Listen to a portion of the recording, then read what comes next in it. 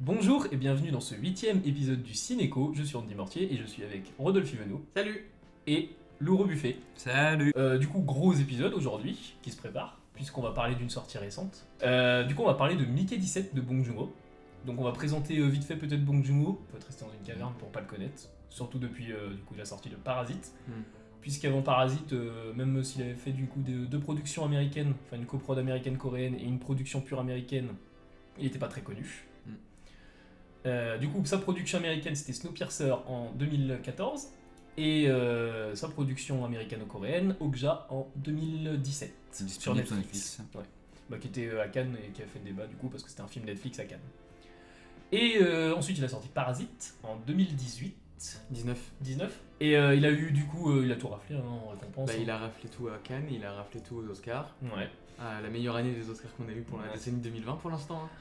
Et ça l'a sorti complètement de l'ombre pour le coup et il a été connu du grand public. Du coup, il s'est fait proposer le roman de Edward Ashton, Mickey 7, pour en faire du coup un film, et Bong Joon-ho a accepté. À son grand malheur, peut-être. On va faire vite fait un petit résumé du film. La dernière fois, c'est Mickey résumé, donc vous allez peut-être. Écoutez, je peux faire le résumé à ce moment-là. Et vas-y. Donc du coup, on est dans une année, on est dans une temporalité assez avancée, on est dans le futur.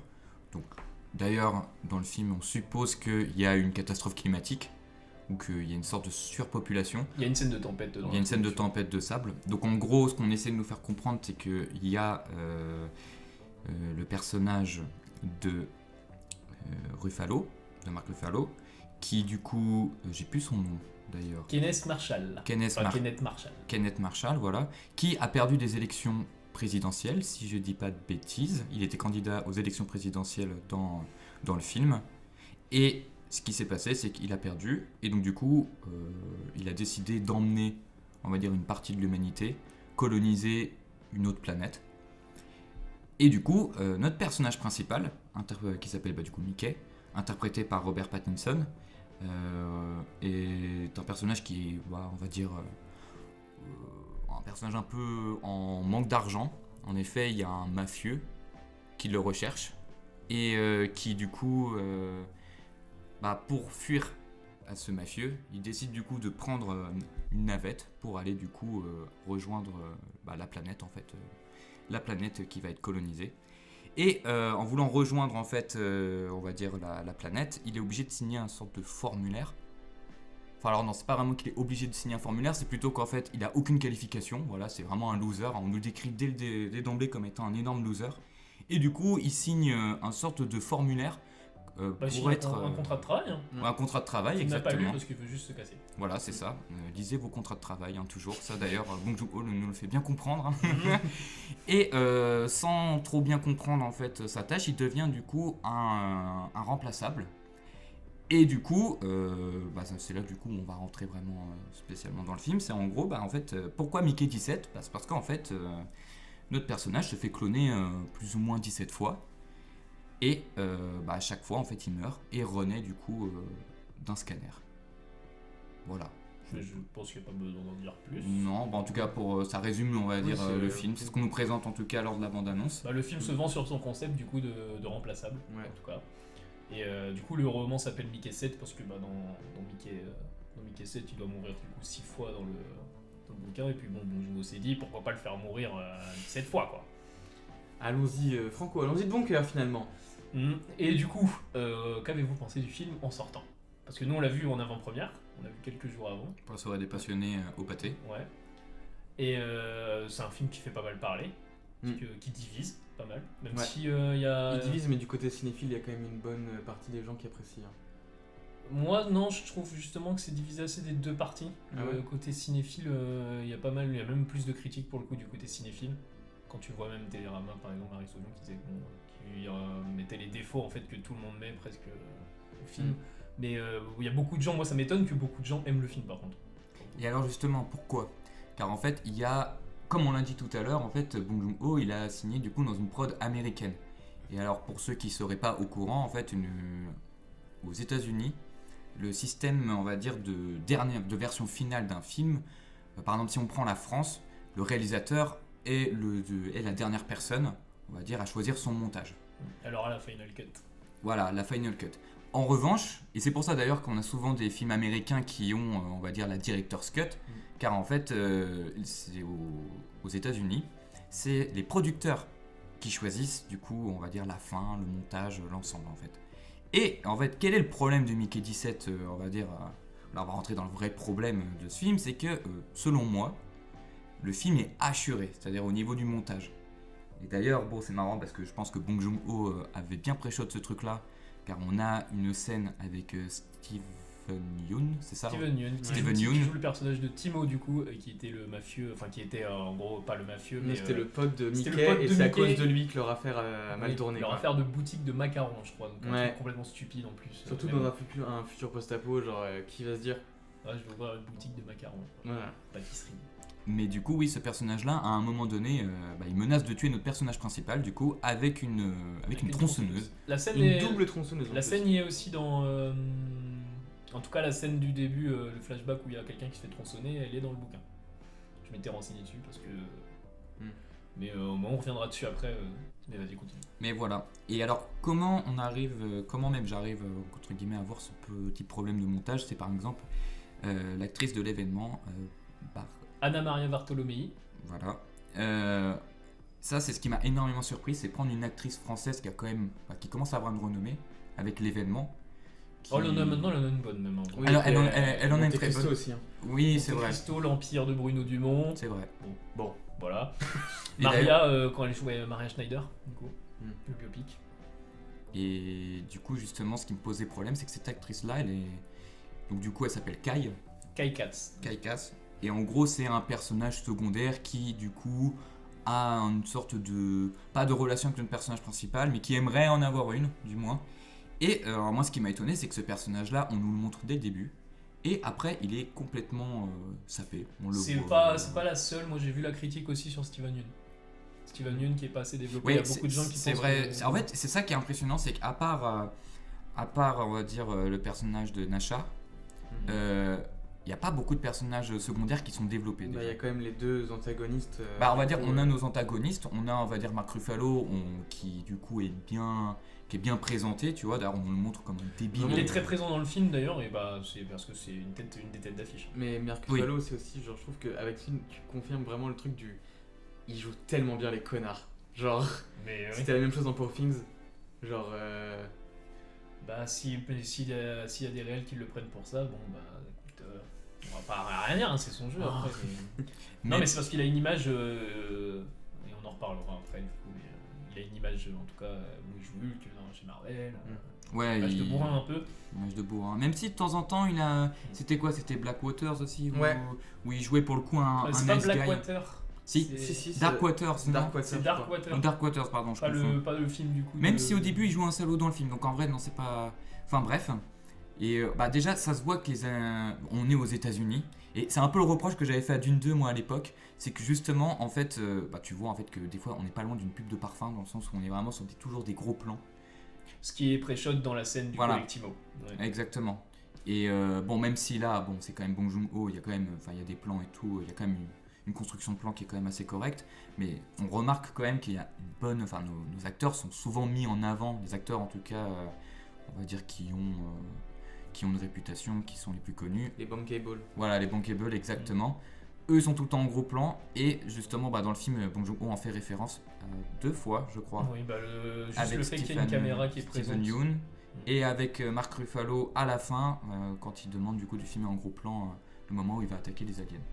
On n'a pas précisé aussi, mais c'est vrai que dans le film, donc du coup la planète se fait coloniser. Mhm. Mais du coup, ce qui empêche, on va dire au début la colonisation, c'est la présence d'une race extraterrestre qui ressemble au tardigrade d'ailleurs, je trouve personnellement, voilà. Et en fait, qu'est-ce qui me gêne dans ce film? Donc du coup, le montage, comme je le disais tout à l'heure, ça se voit qu'il y a des intrigues qui sont sous-développées ou des fois, on va dire des thématiques qui sont, car le film brasse énormément de choses quand même. Hein. On parle du fascisme, on parle de l'écologie, bon, classique hein, de nos jours maintenant. Enfin, on pourrait faire le parallèle avec Avatar justement là-dessus, je trouve. Le fait d'avoir une espèce, on va dire, qui envahit une planète pour des ressources et du coup l'espèce qui envahit la planète qui ne se remet pas en cause. D'ailleurs à chaque fois c'est C'est ça l'humain. qui me dérange un peu avec le fait que beaucoup de gens aiment le scénar de Mickey 17. en me disant après, bon, c'est des gens qui ont en général critiqué le scénar d'Avatar. d'Avatar. Ouais. Oui, Alors que pour le coup, bon, alors c'est le bouquin de base, après c'est Mickey 7, hein. Donc Mm. mais peut-être que le bouquin, en fait, Mickey 7, peut-être que son histoire est pas si intéressante et joue sur son concept juste de remplacement, en fait. Bah, d'ailleurs, c'est étonnant que dans le livre, moi je me dis qu'il t'a utilisé un concept de remplacement, tu vois. J'aime bien que Bong Joon-ho, justement, il a mis 17 morts, parce que si on avait eu que 6, j'aurais trouvé ça un petit peu. De toute façon, elles sont passées. Bah, elles sont très pas toutes vite. montrées. Hein. Elles sont pas du tout montrées. Elles passent très vite. Il y en a vraiment 5 ou 6 sur lesquels on s'étale un petit peu, et encore un petit peu, c'est genre 2 minutes chacun. Ouais. Mais il y en a vraiment une dizaine qu'on nous montre dans un montage en mode hey, regardez, bah, là il arrête pas de mourir. En revanche, ce qui peut poser problème dans le film, et j'y venais justement juste avant, c'est qu'il y a beaucoup de thématiques qui sont mises en place. Mais par exemple, là-dessus, Bong Joon-ho, je trouve que c'est quand même un bon. Il met quand même souvent ses personnages féminins en avant.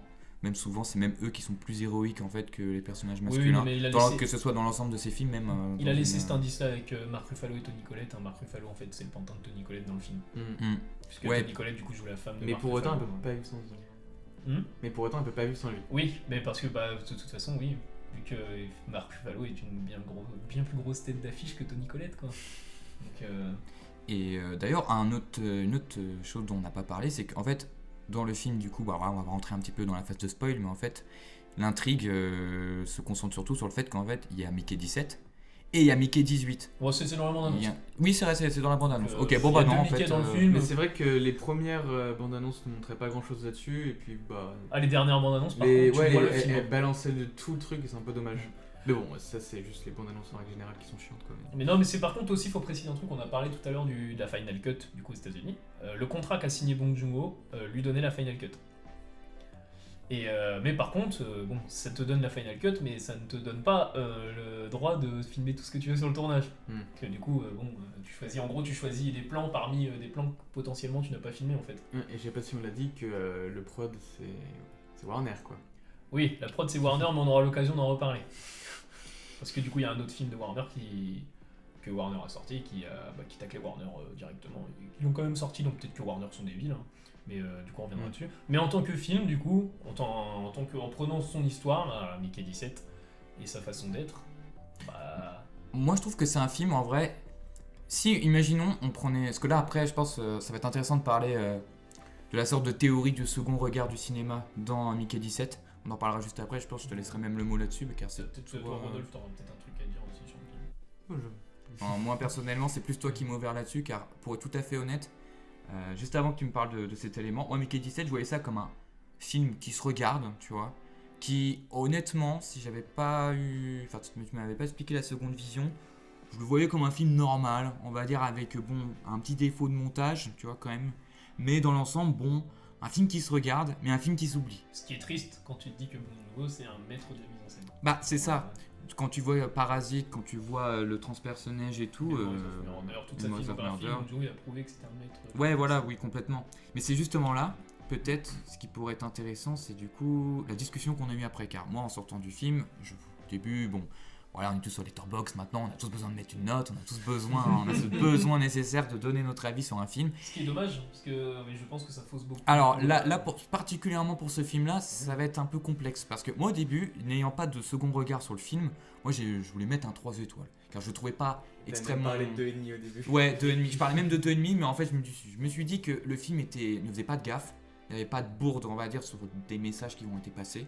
En vrai, Bong Joon-ho, quand tu regardes Parasite, Transpersonnage et tout, tu vois que c'est quand même un bon gars, tu vois. Surtout pour un Sud-Coréen où on est dans une société ultra capitaliste, je suis quand même heureux de me dire que, malgré, comme quoi dans chaque société capitaliste, t'as toujours ces petits rebelles. Donc je trouve ça quand même respectable qu'il arrive à sortir un film aux États-Unis comme ça et qu'il y a quand même Pattinson qui est dedans. On va reparler d'ailleurs pourquoi, à mon avis, il est dedans, Pattinson. Mais disons que moi, au début, ouais, le film, je mettrais 3 étoiles. Et là, j'aimerais du coup que tu expliques un peu aux gens, en fait, un petit peu la vérité, finalement, sur ce film. Wow. Finalement... La vérité, je sais pas si je l'ai, hein, mais... On dit parole d'évangile. Toi, tu veux rajouter un truc, Rodolphe, sur le film ou pas? Bah, je sais que moi, ça m'a mis plus. Enfin, j'ai pas voulu me laisser trop influencer par parce que tu m'avais dit aussi ce que t'en pensais et tout. Mais en fait, c'est ça qui est dur, en fait, c'est d'avoir son regard personnel sur un film.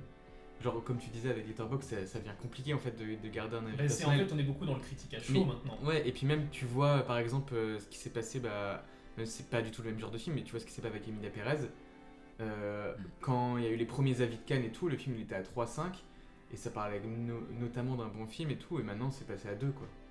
Parce Avec que- les polémiques. les polémiques. Mais il y a même pas, même avec les polémiques, hein, juste quand le film il est sorti à l'international, où il y avait des gens qui avaient un regard que nous on peut pas avoir, parce que nous là on est 3 mecs qui viennent de France, on est ni mexicains ni des femmes trans, donc on n'avait aucun moyen de savoir tout plein de trucs sur lesquels on n'est pas forcément très éduqué. Et bon, ça c'est vraiment une autre question, mais c'est vrai que du coup maintenant c'est dur de se faire son vrai avis et tout ça. Et du coup moi j'ai mis quelques jours à réfléchir, mais je savais que j'avais bien aimé Mickey 17, mais je me disais ça va. Enfin j'avais pas trouvé ça incroyable non plus. Non, moi en sortant de la séance, je trouvais pas ça du tout incroyable. Hein. Oui, Vraiment, oui, j'étais oui. déçu. Hein. Vraiment, j'avais une déception. Ah, la même aussi. Et surtout quand t'as vu ces chefs-d'œuvre d'avant, tu te dis, là, c'est un peu pauvre. Tu vois, Surtout enfin, qu'on était censé l'avoir l'année dernière, puis il a été repoussé, puis je crois qu'il a été repoussé même 2 fois. Oui, non, mais de Donc, base, même, il devait sortir plus tard. Là. De base, il était programmé pour avril. Il y avait des bandes annonces où tu voyais avril, et puis au final, il revient en mars. Bon, alors. Je pense que apparemment, Warner c'est- voulait s'en débarrasser. Apparemment, c'est la grève des scénaristes. Mais bon, la grève des scénaristes, il y a Ah, des, tâte un il y a peu, des quand films même, qui hein. sont sortis. Ouais, un peu, ça a dû influencer. Mais par contre, il y a des films qui sont sortis après la grève des scénaristes qui n'ont pas été repoussés autant de fois. Mm. Il y a eu un problème au montage. Et apparemment, de toute façon, c'est bien lié au projet presse. Apparemment, c'était pas fou. Hein. Et Warner, ils avaient sorti. J'ai vu un truc dans. Bon, après, c'est à prendre avec des pincettes, c'est écran large. Hein. Moi, j'ai pas vu de source. Donc, bon. Apparemment, il y a Warner qui aurait proposé un cut à Bong Joon-ho. Et Bong Joon-ho aurait refusé le cut. Et le cut, apparemment, serait meilleur. Mais bon. Est-ce qu'un cut meilleur venant de Warner, c'est mieux Un cut meilleur pour la presse, genre. Ouais, un cut meilleur pour. Bah ouais, apparemment pour la presse, quoi. Enfin, pour au moins les premières projections. Et Bong Joon-ho, lui, l'a refusé. De toute façon, il avait la final cut dans son contrat. Donc, et puis, il y a eu des changements. Il y a eu une restructuration en même temps chez Warner aussi. Changer de patron. Tout le bon, bordel. en même temps, ça change Ce qui de a dû patron tous compliquer les la 2 ans. production du film, mais le contrat était déjà signé avant, donc il avait sa final cut. Mais oui, du coup, le truc, donc c'est que Bong Joon-ho, c'est un maître de la mise en scène, clairement un maître de narration aussi, hein, parce que quand tu vois Parasite, la narration, c'est arrivé à un niveau, pareil quand on voit Memories of Murder. Et puis il joue à tous Le les, scénario. avec tous les niveaux du ciné, quoi. C'est pas seulement Ouais. sa réa et son écriture, c'est aussi ses décors et tout ça. Genre, tu vois, Parasite, c'est juste une leçon pour toutes les personnes qui veulent faire des décors dans le cinéma, je pense. Ouais. Et des fixes. Oui, aussi, il y a des fixes. Mais, et même là, hein, dans Mickey 17, au niveau des décors, franchement. Enfin, genre, rien qu'au niveau des quartiers dans le vaisseau, Oui. tu vois aussi la différence et tout ça. Oui, les Le décors intérieurs sont beaux, hein. Mais même les fixes pour coup extérieurs, hein, les vaisseaux et tout. Ah, le vaisseau, film, il est surtout. nickel en soi. Hein. C'est pas un Il petit est film où tu- nickel. J'allais la sortir. Ah. J'ai hésité, bien Voilà. vu. Les gens écoutant ont dû la sortir aussi dans leur tête. Mais fallait bien la sortir. Mais oui, le film est. Genre, il n'y a pas de problème de le film coûte cher et en plus il est moche quoi. Ça Non. va, il est beau dans tous les Le cas. film coûte quand même cher. Hein. Ah oui, non Stylé. mais je veux dire, il coûte 150 cher, mais il millions, est pas ouais. moche. Mais oui, du coup, Bong Joon-ho, il signait quand même son troisième plus gros budget de sa carrière. Hein. Enfin, son troisième plus gros budget. La troisième fois qu'il touche un gros budget, mais c'est son premier budget en termes de pépette, hein, parce que 150 millions. Okja, on était à peu près à 50, je crois. Les 3 personnages. Et Transpersonnage, on est à 40. Ah, c'était ok. N'empêche, le C'est personnage vraiment pour un- 40 millions, c'était pas mal. Hein, C'est c'était- vrai, c'est un petit blockbuster, mais vraiment petit quoi, Ouais. ce personnage. Hein. Bah, après, il se passe beaucoup en intérieur, et puis il y a beaucoup de décors aussi. L'espace doit être plus contrôlé, on va dire. Ouais. Mais là, j'aimerais vraiment que tu reviennes vraiment sur Oui. la seconde lecture, car je pense Ouais, que du ça peut être le plus important sur Mickey 17. Oui, donc du coup, moi, je considère que Bong Joon-ho, c'est un maître de la mise en scène, tout ça. Donc, ça me faisait un peu chier quand même de sortir du cinoche en étant déçu, quoi. Et bon, je me suis dit, bon, vas-y, il y a peut-être de quoi creuser un peu, quoi. Et c'est vrai qu'il y a l'omniprésence d'un élément dans le film qu'il n'y a pas dans les autres films de Bong Joon-ho. On la voit vite fait dans Okja. Dans Snowpiercer, on en parle. Parce que dans Snowpiercer, donc pour résumer vite fait, on va parler de Snowpiercer parce qu'on va être amené à y revenir. Mais c'est du coup Chris Evans qui doit remonter les wagons du train et briser la machine, en quelque sorte. Donc du coup, en gros, contribuer,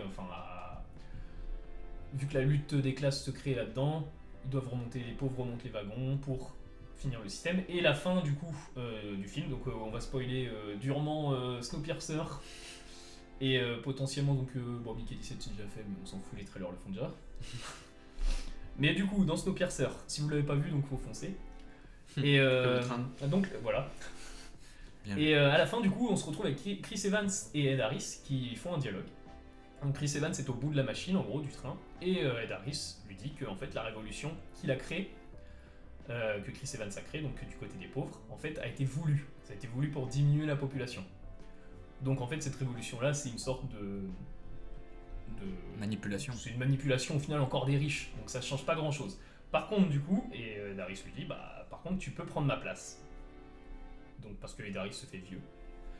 Et le système ne changerait pas, du coup. La machine reste. Mais par contre, Chris Evans, lui, va changer. Il va faire un autre choix. C'est de briser cette machine-là. Et d'ailleurs, je note du coup que dans le dialogue français, donc je n'ai pas vu en VO le film, mais par contre, je pense que c'est bien retranscrit. Parce que, en tout cas, ça sort un peu de nulle part. Ed Harris dit à un moment à Chris Evans, bravo pour ta super production. Bon, c'est pas anodin comme mot. Bong Joon-ho, il avait déjà une critique du système dans lequel il faisait Snowpiercer. Donc je me suis dit, autant peut-être que Mickey 17, plus cher qu'une belle grosse prod, il fait pareil. Et donc il y a l'omniprésence de cet élément-là dans Mickey 17 qui change la donne, c'est la caméra. La caméra que tient du coup le majordome de Kenneth Marshall, joué par Mark Ruffalo. Et dont Lou a parlé du coup, qui s'avère du coup être un peu une justification peut-être à ce que le film soit ce qu'il est. Notamment par exemple les gros plans sur Robert Pattinson, les gros plans sur Mark Ruffalo. Le gros plan de Robert Pattinson d'ailleurs, si je ne me trompe pas, est l'un des premiers plans du film. Je crois que ça te vend tout de suite ça. Et le moment du coup où Robert Pattinson va se faire trancher par son ami Timo, enfin son ex-ami du coup, Steven Yeun, du coup l'acteur lui dit « Ah, fais-moi un gros plan, fais-moi un gros plan ». Donc Bong Joon-ho pour moi déjà se met, il y a un côté, il y a un propos sur le cinéma dans ce film-là. Et du coup, j'ai repensé, moi ça m'a fait tilt, j'ai repensé à une autre phrase qu'on entend dans le trailer. J'aurais dû tout lire. Puis du coup, je me suis dit, ok, peut-être que Bong Joon-ho se met à la place de son personnage de Mickey. Et là, si vous vous dites ça, le film devient... Il y a un autre prisme de lecture au film. Le trajet de Mickey, c'est vraiment le trajet de Bong Joon-ho pour créer la superproduction pour le coup. Mickey, au début par exemple, quand il se fait engager, il va pas se suicider. On va le forcer. C'est vrai. Oui, c'est un peu... Faut expliquer qu'elle lui dit pour qu'il fasse confiance pour la compagnie. Pour que la compagnie pour qu'il prouve ses talents à la compagnie. Qui prouve qu'il est dévoué à la compagnie. Il doit se mettre le flingue sur la tempe et se suicider. Est-ce que, franchement, il n'y a pas une métaphore de l'artiste qui se suicide derrière quoi. En mode on te donne les moyens. On te donne les moyens, tu es engagé dans la société, mais par contre, artistiquement, tu te tues. Bon, ça en vrai, c'est peut-être tiré par les cheveux. Soit, mais maintenant il y a l'intervention d'autre chose. C'est que Mickey 17 c'est un homme bonnet, un peu. D'ailleurs, Bong Joon-ho il est naïf. Il est naïf. Et il y a l'autre personnage qui arrive, Mickey 18. C'est pas appuyer les différents caractères sur les différents Mickey. Non. Mickey 1, Mickey 17. Par contre, Mickey 17 et Mickey 18, il y a l'air d'avoir une grosse différence. On dirait que Mickey 18, il a tous les traumas de tous les Mickey et que là, il en a marre d'être passif. Ouais, il est surtout extrême. Révolutionnaire. Parce que je suis tombé sur une interview de Bong Joon-ho au final, du coup, où Bong Joon-ho dit « Ah, je m'identifie à Mickey ». Ce qui est assez classique, c'est un auteur. Il s'identifie à son personnage principal. Mais c'est quand même, c'est quelque chose au moins qui m'a conforté dans l'idée, ok, donc il y a peut-être un lien à faire avec Bong Joon-ho et Mickey. Mais il y a autre chose, c'est quel Mickey on parle? Voilà, Bong Joon-ho par contre, ne dit pas quel Mickey. Parce que c'est Combini qui avait fait l'interview. Voilà. Et Combini, évidemment, n'ont pas posé la bonne question après. C'était 28 minutes, il me semble, non? C'est pas ça que t'avais dit la dernière fois? 28 minutes? Ah si, peut-être. Non, c'est pas 28 minutes. Non, c'était... Non, je crois que c'était Combini. Hein. Ah, Combini, autant pour moi. Il y a moyen. Bon, en tout cas, le journal qui a fait l'interview, ils n'ont pas posé la bonne question. Ils auraient dû demander après quel Mickey vous identifiez. Parce que moi, du coup, je suis convaincu que c'est Mickey 18. Du coup, on a le Mickey 17, un peu bonnet dans sa super production, dans son travail, machin. Et obéissant. Important de dire obéissant aussi. Mais par contre, on en a un autre qui va se faire sauter à la fin, et qui est beaucoup plus radical, mais qui laisse place du coup à ce Mickey-là. Et quand tu te dis ça, en fait, tu te dis que c'est Bong Joon-ho s'est fait sauter en fait, quoi. Et le fait qu'il ait fait, par exemple, le fait qu'il ait eu la final cut et peut-être qu'il ait refusé un cut meilleur de Warner, ça justifierait sa décision aussi. En vrai, le film, peut-être qu'il s'attendait, peut-être qu'il voulait pas que le film marche.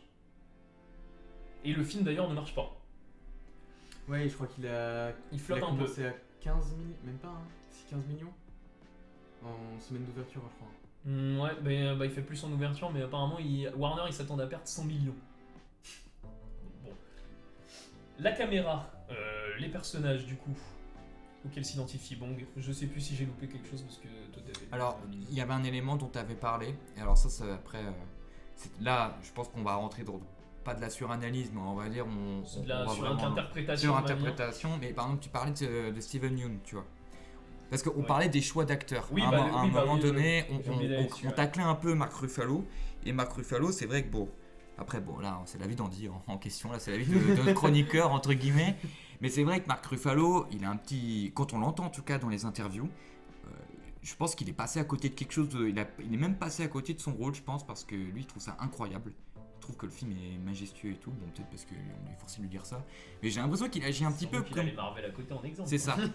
Il agit un peu comme un débile, je trouve. Et c'est marrant parce que c'est lui qui a le rôle le plus débile, tu vois. D'ailleurs, il y a un petit parallèle à faire avec Trump, je trouve aussi. Petit. Pareil, Petit, c'est un euphémisme. Mais en justement, tout et cas, c'est là qu'il faut venir aussi, c'est ouais. que Bong Joon-ho a dit que non. Bong Joon-ho a dit que non, ça ne se réfère pas à Trump. Parce D'accord. que le En fait, film est c'était sorti- Musk. Le film est sorti avant que Trump soit réélu. Oui, mais ils ont connu Trump avant. C'est ça. Ils Et, ont c'est- quand même et c'est- connu et Trump pour moi, avant. mais pour moi, Bong Joon-ho il est pas débile. Bong Joon-ho c'est un mec putain d'intelligent, je pense. Et je pense qu'il sait très bien. Enfin, de toute façon, il doit mentir. Il n'a pas le choix. Mais il ment en interview. Et il ment pas que là-dessus, je pense. Parce qu'il y a un autre exemple aussi, c'est qu'il y a eu. Il dit du coup qu'il a eu la Final Cut. Mais par contre, il y a des gens qui lui ont posé la question pour Anna Maria Bartolomei. Et il a dit que les scènes ont été coupées. Voilà. Et moi, déjà, c'est ça qui m'a posé problème. Pourquoi elle est coupée? Enfin, on ressent qu'elle est coupée en tout cas. J'ai l'impression qu'il y a une intrigue avec Mais elle. il n'a pas précisé Mais qui c'est les a vrai que- coupés. Et pourquoi, d'ailleurs, tu vois. Très intéressant avec ce personnage-là. On va en parler, mais en fait. Oui, c'est le seul personnage français, la seule actrice française du film.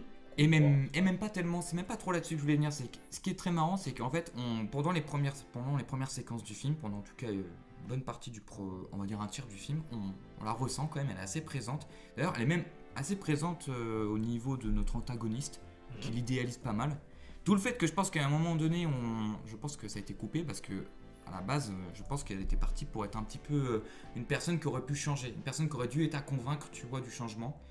Et d'ailleurs, qu'est-ce qui est marrant, c'est que ce personnage-là, la dernière fois qu'on le revoit, elle fait un doigt d'honneur à la caméra. Oui.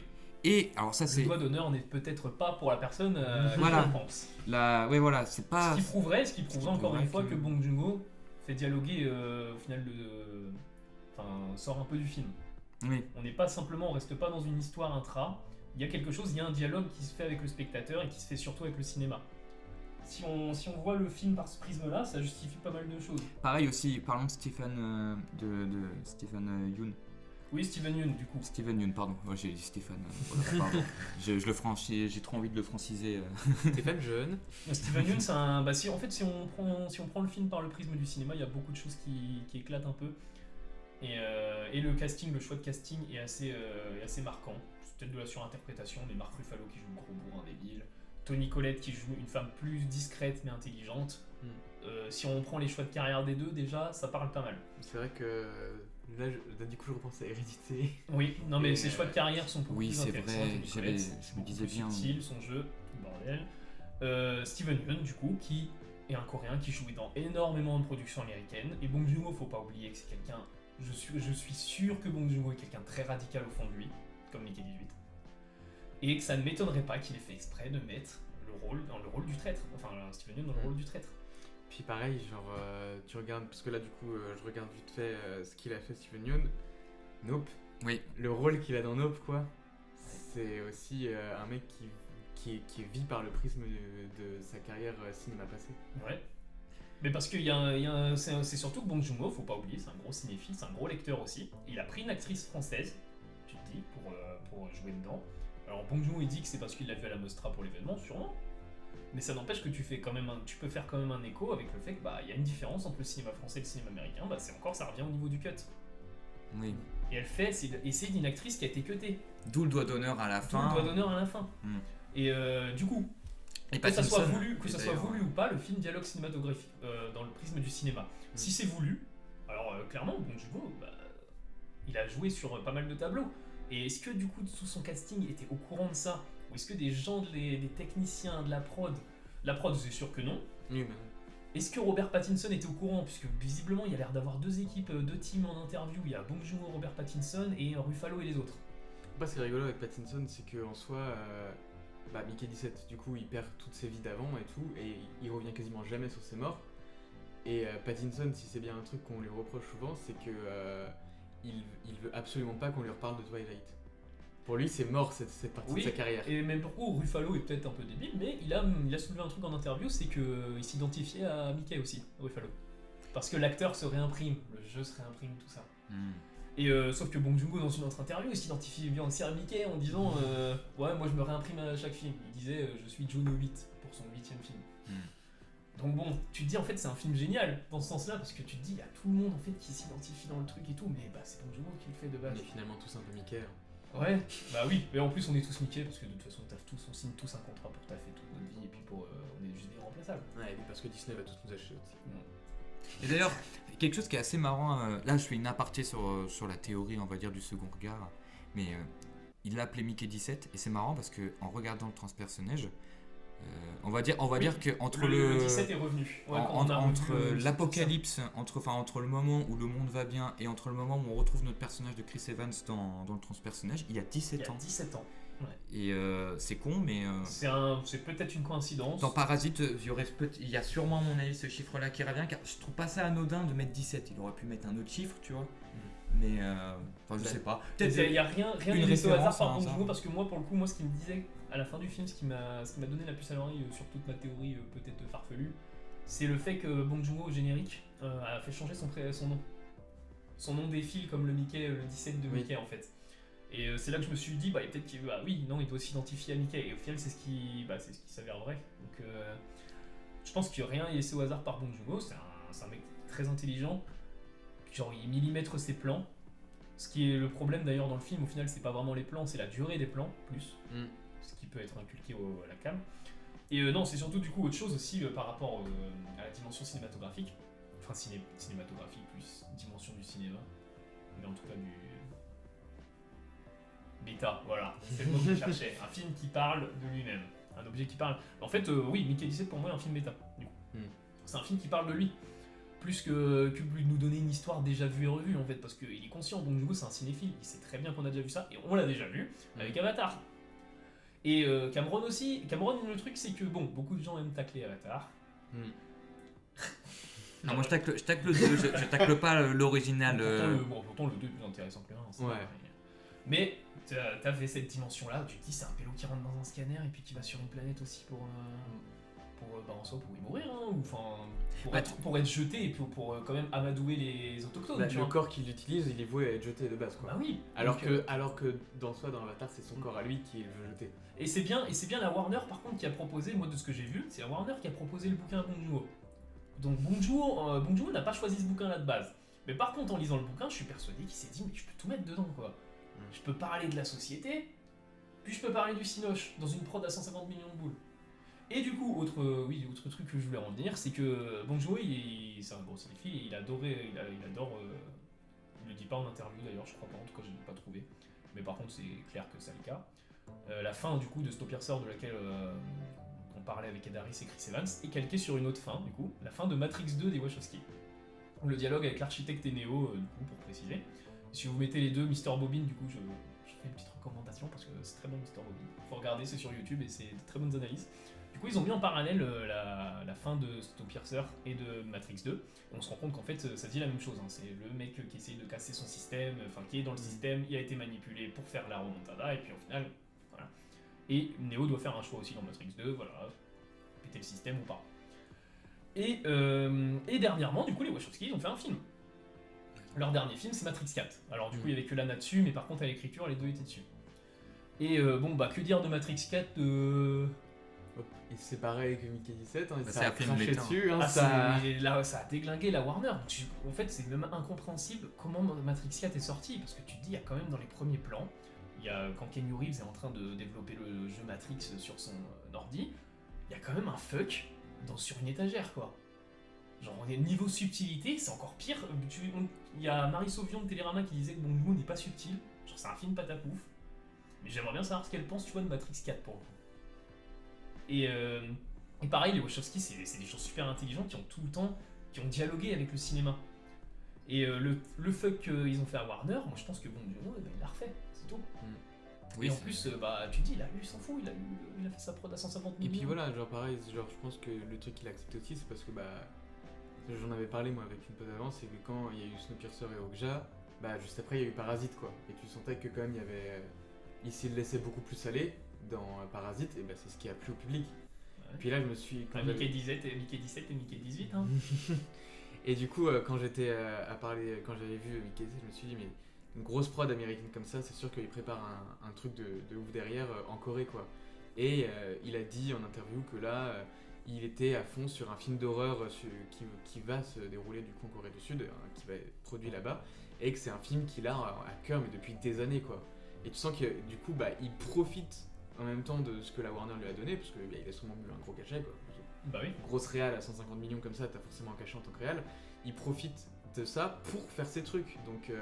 Mais oui, et en plus, bah, le truc, c'est que c'est ça qui est incroyable en fait avec Mickey 17, si c'est une œuvre vraiment méta et que Bong Joon-ho en est très conscient, c'est que contrairement par contre à d'autres films de Bong Joon-ho, Mickey 17 il a pas une fin qu'on appelle fin, moi que j'appelle ça comme ça, vers à moitié plein et ou vers à moitié douce amère, quoi.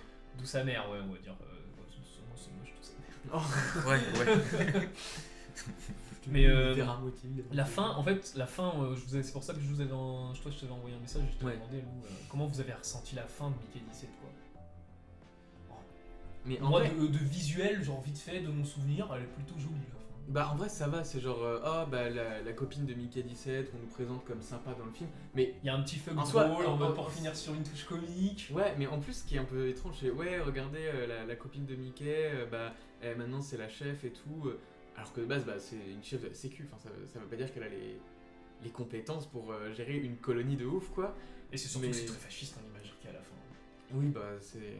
Ah, le rouge même, c'est quelque chose d'assez symbolique en vrai. Le rouge, c'est la force. C'est pas l'union. Elle est C'est en pas- rouge à la fin. Elle est en rouge, elle est en toque rouge. Et puis là- le film il finit sur une explosion aussi. Hein. Même si c'est l'explosion du scanner, C'est vrai. c'est le symbole Avec une, du scène, on n'en a pas parlé, mais une scène d'ailleurs rêvée de Mickey, Oui. avant, qui te dit, mais là pour le coup c'est un dialogue avec le spectateur quoi. Ah t'aurais voulu ça. Ouais, t'aurais voulu qu'il revienne. T'aurais voulu, mais parce que oui, T'aurais voulu Ruffalo. qu'il revienne. Oui, du coup, qui peut se laisser sous-entendre que Ruffalo est un remplaçable, mais en fait, Oui, non, c'est plutôt Bong Joon-ho qui nous dit que oui, ça c'est les vrais gens remplaçables. Parce qu'au final, le film aurait dû justement, et je pense que ça c'est peut-être même un message de Bong Joon-ho pour dire. Ça, c'était la Peut-être que- version. Ça, c'était la vision de Warner aussi. C'était peut-être ça, Oui. c'était peut-être un retour, c'était peut-être une Bah, la vision du tentative bouquin, d'aller- c'est les ouvriers sont tous les remplaçables. Par contre, l'opinion de Bong Joon-ho, c'est que non, Ruffalo est un remplaçable et les puissants sont des remplaçables. Ce qui est le cas, hein, donc. Oui, on c'est- casse de gauche. c'est- Voilà. Mais non. En fait, Bong Joon-ho te dit clairement que son film c'est une idée de merde, je pense, de base. Et de toute façon, si c'est la Warner qui a envoyé le bouquin, bon bah. Peut-être que, Eh ben, peut-être que le bouquin est bien, mais en Ce fait, serait. enfin, Je vais mettre un petit débat et c'est là où je trouve que la fin est quand même belle, mais du point de vue du réel. C'est là où je vais donner un point, on va dire, en enlevant la vision globale qu'on peut avoir dessus, si on prend juste la vision simple. C'est qu'il y a quand même un beau message, c'est qu'au final, il prend conscience que chaque être humain, on va dire, n'est pas un remplaçable, entre guillemets, tu vois. Que la classe dirigeante l'est, mais que, par exemple, tu vois, même, il y a Nasha qui le dit à un moment donné, en fait, Nasha ne veut pas qu'il y ait les deux Mickey qui meurent, car en fait chacun représente une personnalité, ils ont beau avoir la même enveloppe, le même ADN et tout, c'est deux personnes différentes, tu vois. Et ça par contre c'est un message fort que Bong Joon-ho envoie quand même, c'est que bon, on a beau être des ouvriers, on a beau être plusieurs et être accumulés, on reste tous des êtres humains. C'est aussi un message à envoyer, je pense, à la classe dirigeante. Et d'ailleurs, quelque chose d'assez marrant, à un moment on parlait de Parasite, comme quoi il était récompensé. Ce qui est assez marrant, parce que quand on prend Parasite, on prend quand même des gens qui sont vraiment en bas de la société, hein, littéralement, hein, qui vivent en dessous, dans un sous-sol. Et le film critique critique concrètement une classe bourgeoise, tu vois, et qu'on n'a rien à foutre de la classe ouvrière, quoi. Et tu te dis, le film a été récompensé quand même par des Oh, par oh. des bourgeois. par des bourgeois au summum au summum de la bourgeoisie, hein, parce que les Oscars, je crois qu'avec Cannes, il y aurait des débats encore dans le fait que Cannes, même si c'est vraiment une grosse scène, c'est vraiment la scène où tout le monde sort vraiment, enfin tu vois les tenues qui sont prises et tout. Bon, Mais parce que tu Bong vois, Joon-ho, parce que je pense que Bong Joon-ho aux États-Unis est vraiment pris pour un con. Il est tout souriant à l'interview, il est tout gentil, il est tout bonnet. Il est pris pour un mec bonnet, Bong Joon-ho. Alors qu'au fond de lui, c'est pas un mec bonnet, hein. C'est un mec très intelligent, très calculateur, ça se voit dans sa mise en scène.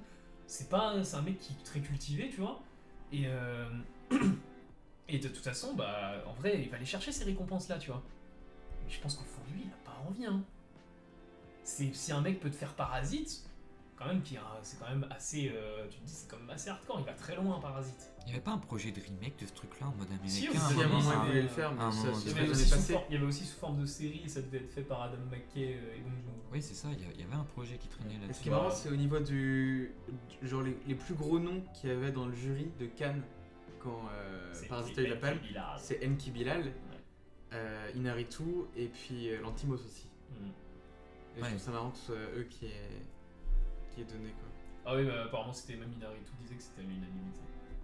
Alors ils avaient même pas voté, enfin, il n'y avait pas besoin de vote. Ils ont arrivé, ils ont fait Parasite, Parasite, Parasite. Mais oui, si de toute façon, si Mickey 17 a une œuvre. Et du coup, non, bah oui, je voulais revenir sur ça, du coup, sur cette fin-là. En tout cas, c'est pas là, on est tous d'accord pour dire que c'est pas la même fin que dans tous les autres films de Bong Joon-ho. Oui, non, mais Parce que dans tous les autres films de Bong Joon-ho, bon. Ouais, C'est pas en général, c'est pas joyeux, mais c'est pas mauvais non plus. Bah, ça Non. dépend des trucs. Bah, dans Snowpiercer, pour le coup, bon bah, la machine est brisée, c'est une bonne nouvelle. Par contre, tu fais quoi après? Ouais, parce qu'à part l'ours. Il laisse quand même une lueur d'espoir avec l'ours. C'est vrai que dans... Alors ça dépend, parce que moi, l'ours, Oui. on peut l'interpréter aussi comme Non, étant mais un c'est- truc qui va venir te bouffer. Hein, parce Ouais, qu'un mais c'est ours, plus parce que pendant tout le film, ils disent qu'on peut pas vivre dehors. Mm. Et le fait qu'ils te montrent de la Oui, vie. le fait qu'ils arrivent à vivre, oui, effectivement. Dans Parasite aussi, il y a une lueur d'espoir. Le Elle père, est il est assez encore en sombre. vie. Et le père est encore en vie, elle est assez sombre la lueur, mais Mais vraiment il très dit, sombre je vais parce qu'il y a racheter la les maison. événements quand même qui se sont passés juste avant. Bah oui, quoi. ouais. Moi je trouve que justement si le film est méta, et si, bah écoute, même s'il ne le voulait pas, peut-être que ma théorie est farfelue, bah, il a quand même eu sa fin à double tranchant, puisque bah, le film marchait, bah, c'est cool pour lui, mais d'un côté, bon, ils sont un peu moisi, et c'est tout. Et le film ne marche pas, bon bah Bong Joon-ho il a fait sa tambouille, mais il pourra pas revenir aux États-Unis, mais au moins il peut faire ses trucs après. C'est pile, tu perds, face tu gagnes. Quoi. Ouais. C'est dans tous les cas, en fait, il est dans un problème, il peut plus faire de prod, ou alors il a donné au prod Bah, la du possibilité côté États-Unis, de... si jamais il fait perdre 100 millions à Warner, avec ce qu'il a fait sur Mickey 17, moi je pense qu'il peut pas revenir. Si on récapitule ça, c'est un peu inintéressant Mickey 17. Mais par le prisme du divertissement. Par contre, Starship Trooper, bah c'est ouais, sous le prisme du divertissement, bon ça matchait bien. Alors par contre, quand tu vois tout ce que soulève le film, tu te dis quand même, c'était du coup je sais plus c'était quelle critique, mais je suis pas sûr que ce soit, je sais pas si c'était Pauline Kael qui disait ça, mais que c'était le plus gros film expérimental produit en termes de budget. Parce que tu te dis le mec utilise une imagerie fasciste, tout bordel. Il y a un côté que je retrouve d'ailleurs dans Avatar, j'ai l'impression que c'est ce côté joué, un peu. Et je le retrouve aussi dans Mickey 17. Le moment où ils sortent du vaisseau et puis ils ont leur petite voiture là. Ouais. Bah, de toute façon- enfin, c'est joué quoi. Dans Starship Trooper, en soi, c'est juste, même ça se justifie qu'ils ressemblent à des jouets, en soi, c'est des clones. Puis ça joue bien aussi sur le truc du message de Starship Trooper avec toute l'histoire de la propagande et tout ça, parce que il y a tout le truc avec le fait qu'à la base, bah, dans l'école, il y a le personnage du coup, bah, il s'appelle Rico, et il est pote avec le mec et ils sont tous les deux en classe en même temps. Rico il va s'engager et Neil Patrick Harris lui il va être plus dans le côté Oui, ils ont 3 corps d'armée différents. scientifique de l'armée, mais en même temps il va faire des pubs et tout ça, et vraiment il y a ce côté énormément de propagande et genre Le début du film est une fausse pub. D'ailleurs. oui Le non, début mais, du et film, puis il c'est y en a en plein Belgique. pendant le film Oui. hein, et puis voilà, Oui, où tu moi reviens. j'adore les fausses pubs, les fausses archives, tout ça. Ouais. Et mais qu'est-ce qui fait mieux en propagande que de vendre des jouets à l'image de ton armée quoi? Et regarde la tenue qu'ils ont, et c'est vrai que la tenue dans Starship Trooper, la tenue et tout, elle est vachement bien. Elle est complètement inutile contre les insectes qu'il y a dans le film. C'est une tenue de soldat. Ouais, c'est une petite soldat de l'espace quoi. Ouais, mais c'est parce que, et pourquoi, de toute façon, pourquoi les deux se ressemblent aussi, moi je trouve, c'est, bah, enfin, c'est deux réalisateurs qui jouent. Alors vraiment, ils s'amusent, hein. On leur a donné, les mecs, on leur a donné 100 millions de boules, bon, pour Starship Trooper à l'époque, hein, pour le coup. Mais c'est des gens qui ont, tu te dis, c'est des auteurs, on leur a filé, mais des millions, pourquoi pas s'amuser quoi? 100 millions. 100 millions 100 millions à l'époque, putain, À l'époque, c'est un cher, énorme hein. budget hein. Ouais, en même temps, du Starship Trooper. C'est ça aussi, tu vois, c'est pour ça que je préfère un Starship Trooper qui, on va dire, est plus... Ouais, il va plus dans le direct, tu vois, il tape direct, tu vois, c'est... Surtout au moment où sort le film, tu vois, faut savoir que c'est quoi, il sort en quelle année? 80? C'est les années 90. 90, ouais. 80 même plus tard. Pour moi c'était 96. Ouais, c'est 96. deuxième moitié des années 90. Bon, on va dire on est à peu près 60 ans, un peu près, je 97. dirais. On a 50 ans, on va dire, après la fin de la Seconde Guerre mondiale. Comme on l'a dit, ça ressemble énormément à de la propagande que les Américains ont vraiment eu pour partir à la guerre avant. L'histoire de donner l'argent, tu sais, même la voix, juste la voix, tu vois. Vous allez devoir vous battre pour l'armée. Aujourd'hui, on en rigole, tu vois, de cette voix-là, mais à l'époque, ils avaient ça, tu vois. Et c'est là où, moi, je pense que Paul Verhoeven, en vrai, il soulevait peut-être un point, tu vois, c'est que... Enfin, ouais, l'embrigadement comme ça de force, enfin, tu ressens le fascisme. Nous, on le ressent en tout cas avec nos années, enfin, dans notre, on va dire dans la manière dont on étudie l'histoire maintenant. Mais je pense qu'à l'époque, les gens, je sais pas s'ils ont, je pense qu'ils voyaient pas forcément le fascisme venir, tu vois. Bah, je sais pas, parce que Même si le film je parle de trouve ces vraiment thématiques-là, tu vois. plus mais- acerbe. Vraiment, Starship Starship Trooper. Trooper, il est plus acerbe, je trouve, parce que en fait, dans Mickey 17, il y a que Mickey qui prend cher. Mais dans Starship Trooper, tu montres que t'es du bétail, peu importe, et que la propagande, justement, elle est useless, enfin, que tout est du mensonge. Alors que là, dans Mickey 17, c'est plus ce genre vraiment satirique, comme oh là là, regardez, il est un peu débile, mais au final, il fait de mal à personne. Il y a juste Mickey, mais c'est parce qu'il a signé un contrat. Et au final, il n'y a que lui qui prend cher, et après, c'est pour le truc du héros, du protagoniste, donc c'est logique qu'il n'y en ait qu'un seul, et que du coup, toute notre attention, elle est en mode sur lui. C'est Pour vraiment, vraiment, c'est la tête d'affiche, hein. C'est oui, juste voilà. cette question-là. Mais dans Starship Trooper, on te montre mais vraiment mais des dizaines de centaines de soldats qui sont démontés à cause de la propagande. Et plus acerbe que Mickey 17 qui est vraiment plus gentil. Et justement, Mickey 17, t'as vraiment l'absence de subtilité du truc qui montre oh là là, vraiment les riches ils sont débiles. Mais genre un peu genre de façon gentille limite. Alors que Starship Trooper est vraiment plus violent avec son public, je trouve. Et plus violent même dans ce qu'il montre, quoi. Et les civils ils sont ouais. effacés, quoi. Ouais, mais Et- même des hauts dignitaires, tu vois, des trucs comme ça, et qu'il va pas Mm. mettre de politiciens, Mm. mettre des généraux, tout le bordel, Mm. les gens sur les flottes. Mais parce que en vrai, le truc c'est que de toute façon, les deux disent la même chose. Hein, Bong Joon-ho et Paul Verhoeven, hein. Tu te dis, bah c'est oui, les gens sont que du bétail, quoi. Et en vrai, le truc c'est que ça marche dans Snowpiercer, il le montre Mm. quand on voit le wagon, le premier wagon, enfin les wagons des pauvres, c'est l'abattoir, quoi. C'est les vaches qui vont à l'abattoir, leur truc. Hein. Ouais, mais c'est pas la même chose par contre, je trouve. Je reviens sur la comparaison de Mickey 17 et sur Starship Troopers. Je trouve que c'est pas totalement la même chose car en fait, quand on regarde Starship Troopers, tu vois, et qu'on regarde par exemple un film de Spielberg, tu vois, on regarde par exemple Sauver. En vrai, tu regardes les deux, tu vois. Tu te dis, bon, ok, on est dans une situation qui est réelle, l'autre qui l'est pas, tu vois. Pourtant, sur le principe, il se passe la même chose. On suit des soldats qui se font dézinguer en masse.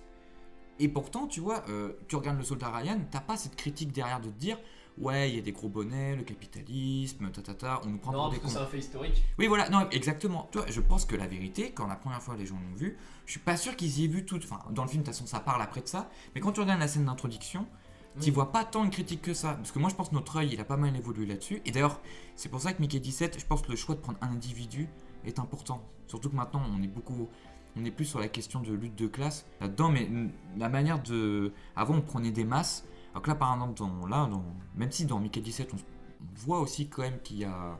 Enfin, on voit qu'il y a une partie du vaisseau qui est inégale, par exemple les scènes de cantine.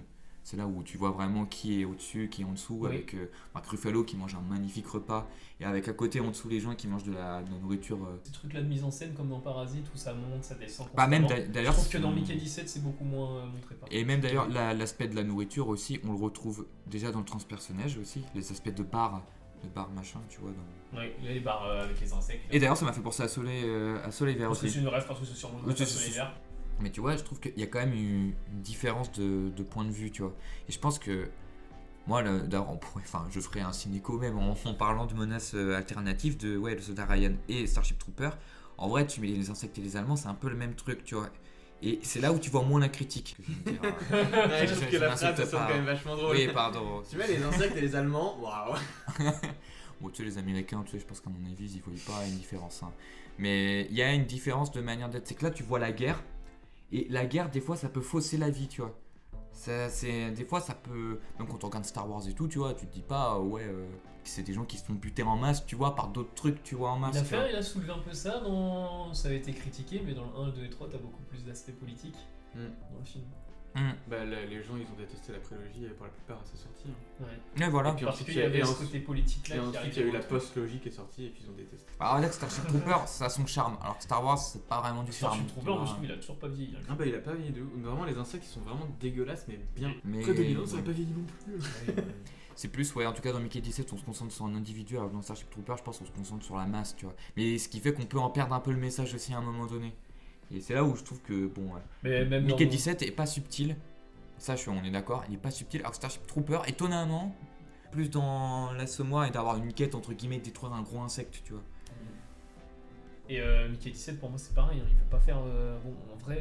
Bah, il questionne sur l'image, mais par contre, tu vois, ça c'est au spectateur de le chercher, tu vois, le questionnement sur Bah, l'image. ouais. Alors que Starship Trooper. Starship Trooper, faut le chercher. Un peu. Alors, ça dépend, parce que tu vois, autant je parlais de subtilité, enfin, J'expliquais que le film pouvait, on va dire, être perdu dans sa masse, on va dire, dans les guerres, quoi. Tu ressens la propagande. Mais le truc, c'est que la critique à l'image, tu peux déjà la voir. Dans Mickey 17, par contre, elle est un peu plus cachée, tu vois, même le fait qu'il critique... en parlant du cinéma, tu vois, le fait de cacher ça aussi, c'est... La critique de lutte des classes dans Mickey 17, par contre, elle est pas cachée. Ça, c'est clair. Ah oui, non. Par contre, je pense que Mickey 17 Non, aurait gagné à faire des fausses scènes de propagande. Alors, il y en sur a Terre. pas... Ouais, bah des vrais trucs, enfin des trucs où t'as vraiment l'impression que ça a été monté et diffusé. Genre, après là, c'est moi qui vais trop loin avec mon amour des fausses archives, ce genre de choses, je pense.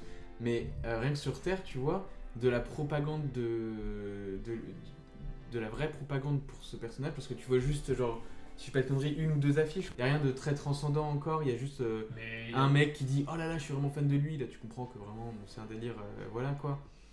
Mais je pense que ça aurait gagné ça, rien que pour jouer aussi sur la question des images, mais c'est pas vraiment. Mais c'est un film qui aurait pu être totalement autrement si Oui. ça sortait de quelqu'un d'intelligent. Et Bong Joon-ho, c'est quelqu'un d'intelligent. Donc il y a un problème avec le film. Mais à la photo, il y a Darius Khondji. Mhm. Est-ce qu'on voit Darius Khondji là, à la photographie? Franchement, la photo elle est bon. Par contre, d'ailleurs... Elle est bonne. Elle est bong. Elle est bon. Je ferais la même photo dans un Marvel, je me questionnerais pas, je me dirais pas c'est Darius Khondji, tu vois. Par contre, moi je trouve qu'il y a quelque chose d'intéressant, ça m'a fait penser énormément à Fallout.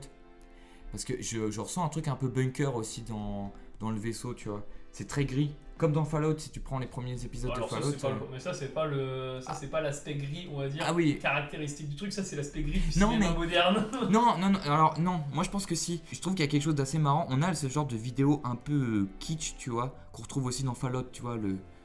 Par exemple, à un moment donné, ils font une sorte de jeu dans Mickey 17 pour savoir qui va avoir la possibilité de manger avec le Ça, chef. ça c'est le côté un peu humour noir aussi de Bong Ouais, Joon-ho. bah dans Fallout, tu l'as aussi ce genre de. On dirait presque un humour un petit peu, tu sais, après-guerre, un petit peu, même dans les tenues, dans la manière dont ils s'habillent et tout, tu vois. En vrai, il y a un rapport un peu avec le post-apo aussi, je trouve, dans la manière dont c'est filmé Bah, c'est et après- dans les couleurs. Ouais, mais après Bong Joon-ho il a fait ça sur toute sa filmo. Ah oui, non, mais Il a totalement. toujours mélangé Ça reste fidèle justement dans le truc de la post-apo avec le train. Parce que la scène de fin de Parasite, là, quand ils sont au repas, enfin, tu te dis, bon, la scène est horrible, tu vois. Oui. Mais quand même des éléments où tu te dis, bon, vas-y, je me souviens que quand j'ai vu le film, moi, ça riait des fois dans la salle. Hein. Que tu te dis, bon, si t'es un bourgeois, bon, tu vas pas, tu te dis, bon, je rigole devant. C'est peut-être pour ça que Parasite a été récompensé, en fait. Peut-être que les gens le prennent pour une comédie, le Mais truc. tu sais ce que c'est un autre film où ça m'avait étonné que les gens riaient? Men, de Garland. Ah, pour la scène de fin, non? Mais même avant, c'est ça qui est bizarre, c'est que des fois enfin je sais pas. Mais Ouais, c'est peut-être mais- le truc que tu dis, hein, c'est un rejet, genre. C'est un rejet de quelque chose. Du coup, quand t'as le spectateur qui. Enfin, tu te dis que si t'es un bourgeois, bah tu vas pas kiffer voir le film, on va dire, te matraquer la tronche, quoi. Tu préfères en rire, et c'est peut-être pour ça d'ailleurs que. Peut-être que je pense que les gens de Cannes, peut-être que ça riait bien plus dans la salle que même dans les salles publiques. Mais oui, non, je comprenais pas trop pourquoi ils rigolaient. Il y a certaines images, tu te dis, enfin certains éléments par contre glissés par Bong Joon-ho, oui, c'est censé faire rire. Et le poulet, bon, c'est littéralement ça. Hein. Oui, c'est un pigeon. Le pigeon dans Mickey 17 qui vient donner le ticket pour le repas. Repas d'ailleurs en plus. Oui, qui au final c'est juste encore un autre truc pour. C'est juste un autre guet-apens en fait. Et c'est ça que j'ai trouvé extrêmement dommage, c'est que ce personnage-là, le personnage de Kai, il me déçoit énormément parce que justement on voit qu'il était censé aller ailleurs ce personnage. Tu vois, le fait de le mettre à côté, avoir une sorte de fusion. Il y a un conflit entre les deux. Ouais, mais j'ai l'impression que ça me... Tu vois, parce que quand tu regardes Kai, mais le truc c'est que tu vois Kai, elle a la possibilité d'être un agent fidèle, on va dire, tu vois. Et d'ailleurs, même quand à un moment Mickey 18 essaie d'abattre le personnage de Ruffalo, c'est elle qui s'oppose, tu vois. C'est elle qui lui pointe l'arme, tu vois, et qui lui dit de pas bouger, tu vois. Et le truc, c'est qu'on le reverra plus jamais ce perso après. Alors que pourtant, t'as une scène juste avant, et en plus, bon, t'as une sorte de relation amoureuse qui se construit derrière, et tu te dis pourquoi genre. C'est vrai que. Pourquoi Nasha est plus mis en avant? Et surtout qu'elle a quand même, enfin, l'actrice quand même, elle a quand même une prestance, tu vois. On aurait pu, en vrai, si c'était vraiment prévu de base à ne pas la voir comme ça, autant on aurait pu foutre n'importe qui, on aurait pu foutre n'importe qui. Nasha est pas tellement mise en avant pour le rôle qu'elle obtient, enfin pour le rôle de son personnage qu'elle obtient. C'est vraiment dans la fin, dans le dernier tiers du film où elle a plus d'importance quand même. Non, parce qu'au début du film, quand même, enfin, je veux dire, le Mickey, il a quand même une attache pour elle. Et en fait, c'est ce qu'il fait tenir dans le vaisseau. C'est Il le lui seul, dit. ouais, mais là, tu te dis, c'est une mauvaise manière d'écrire un personnage féminin. Hein. Ah, bah je suis. Oui, ouais, mais c'est différent parce que pour une fois, tu vois, dans le cinéma, c'est un personnage masculin qui dépend d'un personnage féminin. Tu le vois, c'est con, mais t'as une scène, tu vois, filmée de loin, où tu vois les deux au même plan, tu vois, tourner au même plan, et pourtant tu vois quand même Pattinson, toi, qui s'agenouille et qui met, on va dire, qui remet parfaitement la tenue, on va dire, de Nasha, tu vois. Genre, en fait, au début, la Kay, elle a l'air de plus s'intéresser à Mickey. Oui, la en tant que personnalité de personne. Mickey, ouais, c'est ça, en tant que personne, que Et, plutôt en tant... et Nasha, elle, bah, genre, la première chose qu'elle voit quand même de Mickey, c'est oh là là, bah dis donc, on va faire une partouze. Et je dis, Ouais. bah. Qu'elle domine, en soi d'ailleurs. Ouais, mais je me dis, mais enfin, je trouve. Ah, c'est sûr que le malgaze là-dessus, bon... Ouais, mais ce que je veux dire surtout, c'est que je comprends pas en fait l'évolution des deux personnages. Parce que pour moi, ça allait faire plutôt l'inverse. Genre qu'il allait aller vers Kai, qui allait être compréhensive. Oui. Et ça amorce un peu une direction là-dessus. Mm. On le voit au dîner d'ailleurs. Parce qu'il l'a fait venir parce que c'est une parfaite femme pure pour le nouvel empire que Ruffalo il veut créer. Mais donc elle adhère pas à ses idées, mais elle le défend quand même pour autant. Ouais, c'est ça. Au début, elle est du côté de Mickey, mais en même temps, elle veut buter les deux. J'avoue que ça m'avait fait bugger dans le film. Et pareil, Nasha, qui allait être en mode giga insouciante et tout, qui devient super sérieuse et vraiment hyper, je dirais pas militante, mais limite un peu dans le film par rapport au Creeper et tout ça, quoi.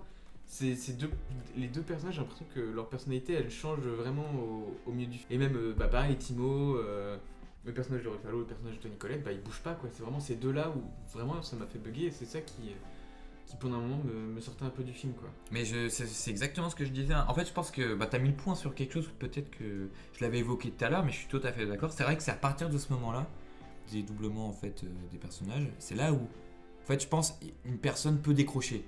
Parce que si on crée un attache sur un personnage, après là c'est purement, on va dire, narratif, tu vois, là on n'est plus forcément sur la mise en scène. Mais le truc c'est que, ouais, là c'est le moment où je me suis dit, ok, c'est sûr ça a été coupé, il y a des relations qui ont été réécrites à la bourre, tu vois. Et tout avoir le fuck à la fin en mode, vous m'avez oublié un petit peu. Surtout qu'en plus, c'est ça qui est un petit peu perturbant, c'est qu'on nous a créé, entre guillemets, un personnage bi. Parce que c'est ce que j'ai l'air de comprendre avec du moins. Ou alors je suis jamais, on comprend pas trop, surtout qu'à la fin... Parce qu'elle est avec une meuf au début, et puis... Bon, ça en soi, c'est même pas là-dessus, tu vois, mais c'est... Enfin... C'est là où je trouvais à un moment que le film me gênait, c'est trop une tendance à vouloir mettre plein de thématiques, plein de personnages qui sont en plus hauts en couleur quand même, hein, qui ont des choses à dire et tout, et au final, les thématiques sont réduites. Et puis pareil aussi, une dernière chose. Moi par contre, les extraterrestres, je sais que on est face à un public d'Américains de base, mais moi j'ai pas kiffé que les extraterrestres parlent. C'est pour vendre des pluches. Oui, voilà, c'est ça. Moi j'ai vu un aspect commercial. Il n'y en aura jamais. Non, je sais bien. De toute façon, leur design est trop dégueulasse pour. On en parlait surtout en voyant Snowpiercer. Là, je me suis dit en fait, mais Bong Joon-ho l'a déjà utilisé d'ailleurs cet appareil. Enfin, en tout cas, cette technologie-là. Parce que ça permettait de dialoguer avec les Coréens. Avec son kangourou. Ah, le traducteur. Ouais, bien vu. Il avait déjà utilisé ça. Et en vrai, est-ce qu'il y a une utilité à ce qu'il parle, à part les humaniser? Moi, je reste dans ma lecture par le prisme du cinéma. Qu'est-ce que ça représenterait les monstres du coup? On parlait des spectateurs à un moment. On parlait des spectateurs et il y a un indice de Bong Joon-ho qui montre que c'est pas qu'une voix au final. C'est qu'à un moment, il y a un gros plan, un très gros plan sur l'œil d'un monstre. Alors, c'est vrai qu'on sait pas d'ailleurs au début qu'ils ont des yeux d'ailleurs. Pour ça, je trouve. C'est ça justement. Et est-ce que c'est bon? Est-ce que c'est sur interprétation? Encore une fois, est-ce que c'est un regard justement? Est-ce que c'est un petit message pour le spectateur? Parce que notamment avec cet écho à ce qu'on regarde et du spectacle, puisqu'on n'en a pas parlé non plus, mais il y a encore une scène qui renvoie à cette vision-là du Cinoche. C'est Mark Ruffalo du coup qui est dehors avec sa voiture, là, l'autre qui le filme. Je veux du spectacle. Et il filme du coup en plan très beau, plan de très grand ensemble. Il filme toutes les bestioles quoi. Donc déjà tu sais que tu vois qu'en fait Bong Joon-ho dialogue avec son spectateur et en fait ça justifierait aussi le fait que il faut tu le laisses parler quoi. Même le côté le plan de l'œil, tu vois, ça me satisfait pas comme lecture de dire c'est pour humaniser le monstre. Parce qu'en soi on l'a déjà humanisé du coup. Et d'ailleurs en fait le spectateur le fait déjà. On humanise déjà maintenant dès qu'il l'a sorti. Avec la culture justement qu'on a de l'animal maintenant. En fait, c'est ça qui me satisfait pas avec la lecture du film, c'est que tous les critiques qui parlent du film, en fait, ils disent que Bong Joon-ho il a fait déjà, mais il a déjà fait mieux quoi. Mais c'est vrai que Okja, l'humanisation de la bête, on l'a, et la bête elle a pas besoin de parler, hein. Pour le coup. Tout le monde a pleuré à la fin d'Okja. Et d'ailleurs, il y aurait une interprétation au monstre, j'en en vois un autre argument qui irait dans ton sens. Ils menacent d'exploser j'ai déjà pensé, ils menacent d'exploser par leur voix. Et on leur demande si c'est du bluff ou pas à la fin. Oui. Et de ce qu'on comprend, Ça a l'air d'en être. Ça a l'air d'en être un. Et en fait, l'idée, c'est de se dire, ok, peut-être que le spectateur pourrait se révolter ou avoir une idée de révolution, tu vois. Peut-être avec la grève des scénaristes, peut-être aussi. On Tu est sais, au les courant. spectateurs, ils ont un vrai pouvoir. Tu n'as pas vu le redesign de Sonic? Non, mais tu rigoles, mais oui, ça pourrait. Enfin, je veux dire, dans l'idée pourrait que faire un les peu. spectateurs auraient la possibilité, mais en même temps, Mais est-ce qu'ils que c'est l'utilisent est-ce que c'est qu'une illusion? Est-ce qu'ils auraient vraiment envie? Voilà, c'est ça le truc, c'est que. Si, je pense que, mais moi je pense que c'est le vrai message de Bong Joon-ho derrière. Si tu prends par le prisme du cinéma, c'est ce message-là, c'est vraiment il faut casser la machine, mais pas la machine. Pas la machine à laver, hein. La machine de lutte des classes, ou la machine à laver. La machine de lutte des classes, c'est bon, on a compris qu'il fallait la briser. Et de toute façon, je trouve ma théorie plus plaisante. Voilà, de une. Et je considère. Je préfère ma théorie, donc c'est Voilà. la mieux. Et non, mais je considère que moi je pense que ma théorie est bonne, parce que bah, de toute façon. Alors, mec, je vais te dire, les théories comme ça, il y en avait sur Mass Effect à l'époque, sur la Ouais. théorie de l'endoctrinement. C'est Bong Joon-ho, il sait à qui il parle, genre il sait dans quelle production il est. Alors, tu te dis c'est quand même un mec qui te fait un film Palme d'Or indépendant, tout le bordel, qui arrive à attirer tout un public. Derrière va te faire une super production, enfin t'en as déjà fait une avec Snowpiercer et Okja, mais il te ressort ça à 150 millions de budget. Il arrive à avoir sa final cut en plus, il arrive à signer un contrat pour la final cut quand même. C'est pas quelqu'un de débile quoi. Et par contre, en interview, vas-y, le petit coréen qui arrête pas de sourire et tout ça, t'as l'impression que c'est quelqu'un de bonnet, mais je pense pas. Je pense que c'est quelqu'un de très radical et que, à la manière de ses personnages, de toute façon, il veut un peu briser la machine de l'intérieur. Ah, espérons juste, moi, c'est Je pense juste- qu'il est en train de penser, voilà, C'est- c'est ce que vous méritez pour c'est pas avoir juste, programmé Coyote versus Acme. c'est le petit parallèle quand même, c'est qu'en vrai, la Warner, tu vois, c'est marrant parce qu'on parlait de Matrix 4, c'est la Warner, c'est ce que tu m'avais dit, ouais.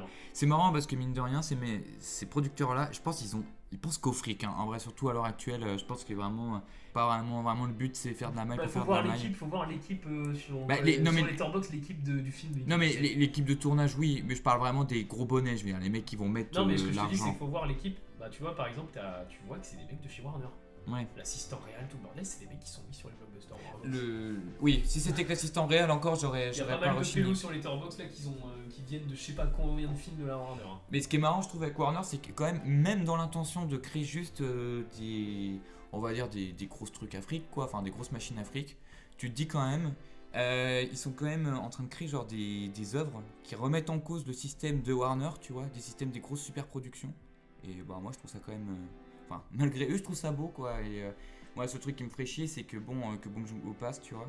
Et que bon, par contre, après, tu vois, il y a une deuxième fermeture du cinéma, comme il y avait eu avec Bah, La Porte du Paradis. non, La Porte du Le Paradis. nouvel Hollywood. Oui, voilà, c'est ça, la fin du nouvel Hollywood. Oui, bah ça, la fin du nouvel Hollywood. De toute façon, J'espère il y a- juste que ça va pas être des conséquences de ça.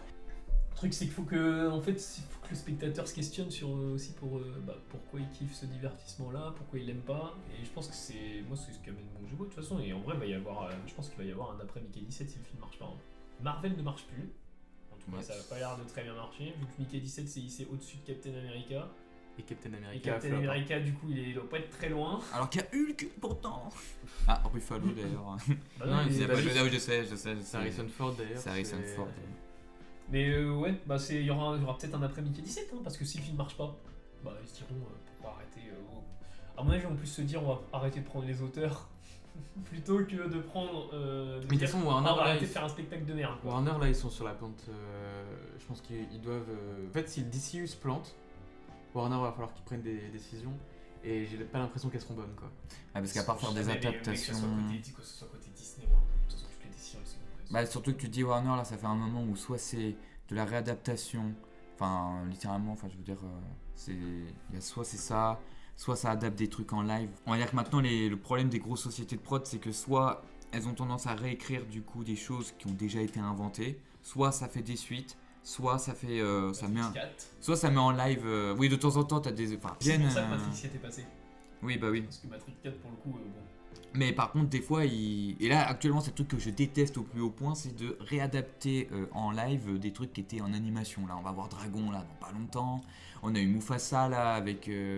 C'était, oui, de Disney, oui. C'était qui le réalisateur, déjà? C'était... C'était Barry Jenkins, Ah, celui ok, qui a ok. fait Moonlight. Et c'est vrai on aura Dean que... Fletcher Camp sur Oui, Lilo et Fletcher Stitch. Camp qui a fait Marcel the Shell. Et d'ailleurs il y a la première bande-annonce de Lilo et Stitch qui est sortie d'ailleurs. Ouais, bon, écoute. Bah, c'est encore une fois trait pour trait la bande-annonce de l'époque quoi. Il faut arrêter d'aller voir ces trucs-là. C'est. Ah bah de toute façon, les gens vont arrêter. Mais le problème, c'est que les conséquences Non, de ça, c'est pour que... les films live de Disney par contre les gens ils arrêtent pas. tient la route, c'est peut-être ça qu'on va avoir le droit, mais bon, à un moment donné, on va pas faire des lives, tu vois, de trucs qui ont déjà été Ah, faits. mais t'as vu déjà tout ce qu'ils ont en animation? Ah bah oui. S'ils font tout leur catalogue, bah ils sont tranquilles pour un moment. Hein. Mais c'est là d'ailleurs un truc aussi qu'on voit que il y en a un peu plus talentueux que d'autres. Cameron par exemple, il arrive à attirer les gens de ça encore. Mm. Avec des films de 3 heures. Après, il faut voir ce que ça donnera pour le 3. Parce que entre le Avatar 1 et Avatar 2, il y a eu plus de 10 ans. Donc il y a la hype et tout. Alors Mais ça peut faire un effet inverse, hein, le temps, la durée aussi. Hein. Les gens qui pensent que c'est un faiseur, Cameron. Je dirais pas ça quand même. Bah non, parce que c'est ses projets de toute façon. Surtout que c'est un auteur, Cameron. Hein. Et puis surtout, en vrai, non seulement en plus c'est un auteur, mais c'est un inventeur aussi un peu. Enfin, c'est quand même un type genre. C'est un bon technicien. C'est un technicien, c'est un mec quand même pour le Titanic. Ils ont dû inventer tout un sous-marin pour aller le revoir et tout, tu vois. Après, C'est là où Mickey, c'est là où je vais reparler après, je vais revenir à Mickey. Mais dans toute la filmographie, en fait, même ses films les plus bankable à Cameron, en fait, toute sa filmographie passe dans ses films à chaque fois. Ça reste une démarche d'auteur. Hein. Et même à gros budget, et c'est là où il dépasse pour le coup Bong Joon-ho, c'est bien du système américain Cameron. Mais les producteurs, ils lui mangent dans la main, il a parfaitement compris quoi faire. Il attire encore le spectateur, pour l'instant. On verra à la fin de l'année. Bong Joon-ho, par contre, pour le coup, il a réussi peut-être, si c'est voulu, en tout cas, la mise en abîme et le film méta. Bah, tant mieux pour lui, hein, c'est super intelligent, mais il arrive pas au niveau de Cameron à ce niveau-là. En tout cas, il a pas réussi à créer un spectacle qui attire les gens en salle. Bon, après, Cameron, c'est parce que c'est les Américains.